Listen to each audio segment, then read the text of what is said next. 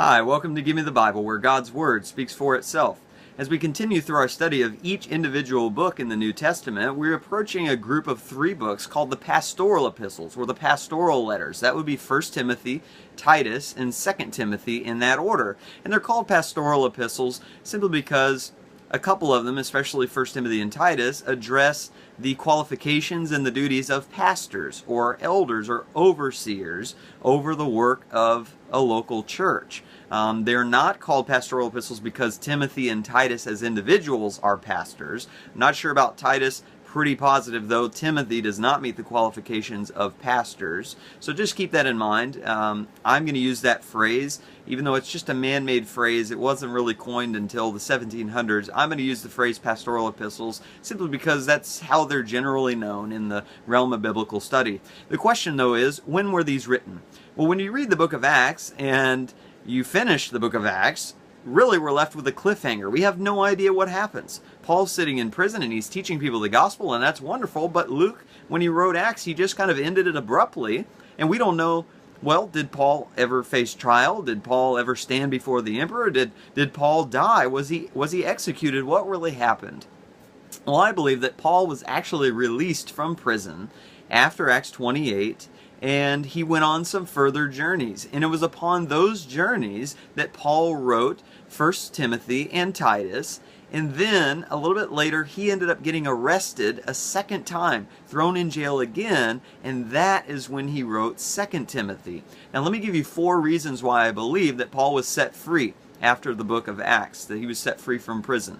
First of all, the Romans had a rule that if you were in prison for 2 years and your accusers had not shown up to bring a case against you, you had to be let free. Look in Acts 28 and verse 30. Acts 28 and verse 30, how Luke words this verse. He says in Acts 28 verse 30, and he stayed 2 full years in his own rented quarters and was welcoming all who came to him. I think the point of putting it that way, 2 full years, was to give us a hint about the fact that Paul's prison term was almost up and his accusers had not shown. And I believe the reason his accusers didn't show up is because they had no case. You can see that earlier in Acts. The Jews couldn't even really make a solid case against Paul to their own rulers. And now, well, now they're going to have to go to Rome and stand before the emperor and try to bring a case against Paul. But guess what?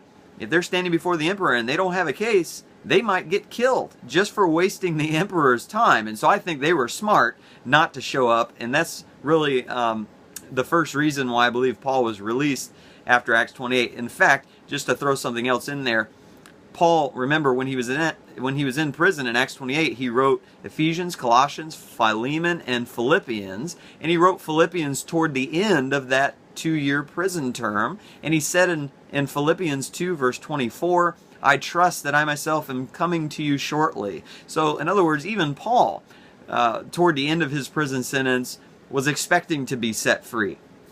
The second reason I believe he was set free is that the journeys in 1 and 2 Timothy and Titus are different from those in Acts.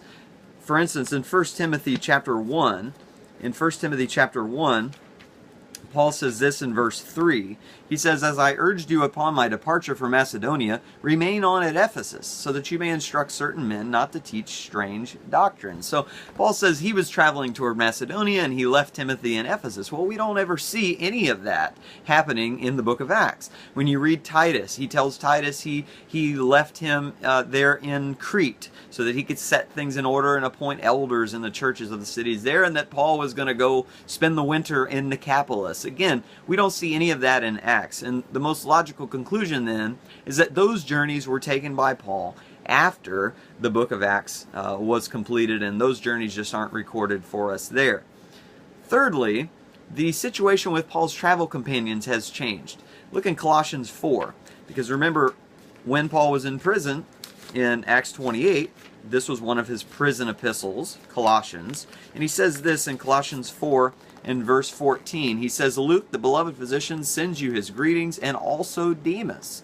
So it seems like Paul and Demas were tight. Demas was right there with him, supporting him even when he was in prison. But then look in 2 Timothy 4 in verse 10. 2 Timothy 4 in verse 10. he says, Demas, having loved this present world, has deserted me and gone to Thessalonica. So it seems that the circumstances in Colossians when he was in prison there in Acts 28 are different than those later when he was in prison the second time and he wrote 2 Timothy. Now, Demas, he's abandoned Jesus Christ. He's abandoned the faith. He's abandoned Paul because he loved the present world instead. So that indicates, again, a different situation than Acts. And fourth and finally, Paul's attitude has changed. Because remember, in Acts 28, when Paul wrote Philippians, he expected to be released. He expected to come to the Philippians shortly. But look in 2 Timothy 4, if you're still open there, verse 6, he says, I'm already being poured out as a drink offering, and the time of my departure has come. So here Paul is in prison, but he's not expecting to be released. He's expecting to be killed.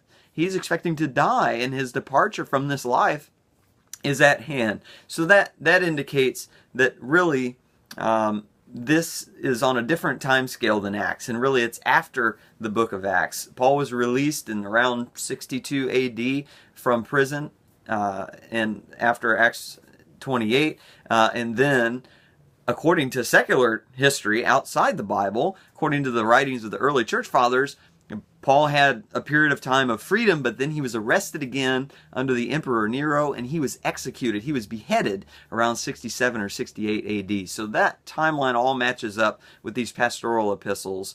And as far as just the practical nature of these letters, very helpful in understanding how to conduct the Lord's church, how to organize the church, what sort of things we need to be teaching, the need to stick to doctrine, the doctrine of the apostles and prophets, the writings of the scriptures. So many churches today seem to think they can just do whatever they want and stamp Jesus' name on it, and that's nowhere found in these epistles.